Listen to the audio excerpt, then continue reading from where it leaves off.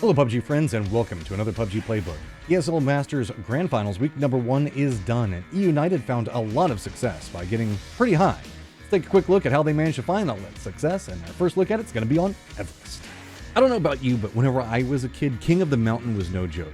America's players seem to agree, but not by choice. Moving into day 1 at game 2, most teams are playing to the southwest of Everest, hoping the fact that it moves away from the mountain, and with good reason.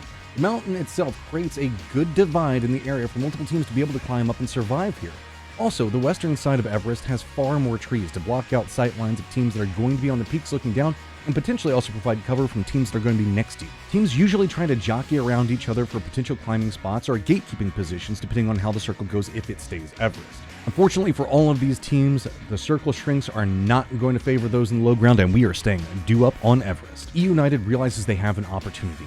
They dodge most of the combat for an easy climb to the top. They're able to move into a strong defendable position right as the circle pops and shifts to the east, favoring them and leaving Fiumba out cold. As this happens, Tactical 8 and Spicy Fish commence to fight in the low ground tree cover, while Fiumba and E United fight to get control over the peaks. Fiumba realize they're being gate kept out by E United, so instead opt into a low ground push.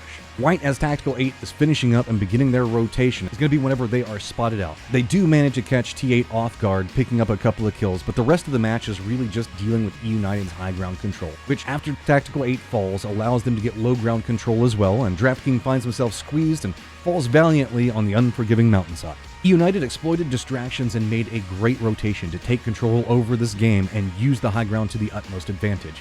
And it's not the only time that they did that in day 1. Let's be real, from about circle 4 and day number 1, game number 4, it was pretty apparent that E United had a phenomenal spot for this endgame. They had moved from Picado to a rock set that had a cliff facing down into the circle, with the other teams contending for a few spattered compounds and trying desperately avoid the killing fields or E United sightlines. Dodge ended up having one of the better defendable buildings with the Longhouse and did a great job of repelling the invaders as they came in. Sometimes fortune favors the bold as Young Kings decides to roll right through the open onto the foothills at E United's cliff.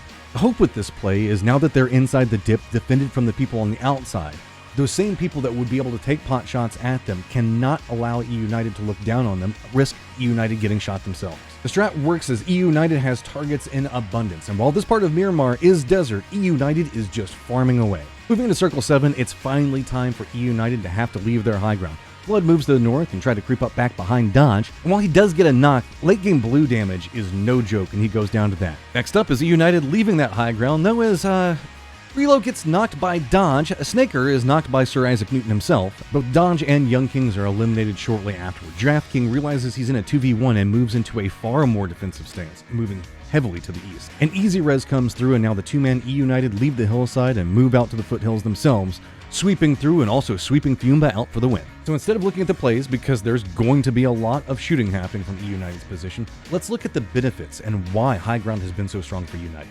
High ground gives you the ability to damage those around you from so much further away. Even just shooting them can force a stall or force them to go into a new position. All of these actions provide a buffer zone that anybody that's going to enter into knows the fact that they are going to have to be mitigating high risk, but whenever we're looking at high ground, the zone expands to be so much larger. You can usually even play more risky. One, because you have a ton of info. You get to see everything that's happening around you and your teammates can feed that. So knowing how to peek and where to peek is even safer. Resource management is extremely important though, as unsurprisingly, you lose the ability to loot those that you kill, meaning what you take is all you've got for the entirety of this game. All of these factors allows you a certain level of control in a game. As we have repeatedly seen through these matches, as the game progresses and you keep that high ground point, the power only increases. Everybody has now moved into that buffer zone. The only downside is since you've been shooting everybody for about 15 to 20 minutes, that means that everybody else wants you dead, like bad. So when you leave the safety of your nest, it's got to be pretty careful. It's also pretty cathartic when you finally do go down. That's okay. You can laugh all the way to the leaderboard with the KP you got from the control for 15 to 20 minutes there. United may be at the top in week 1, but can they hold on to it in week 2? Tune in this weekend as we're going to crown the ESL champion. Until then, see you on the battleground, and probably on Destin. Just can't stop playing.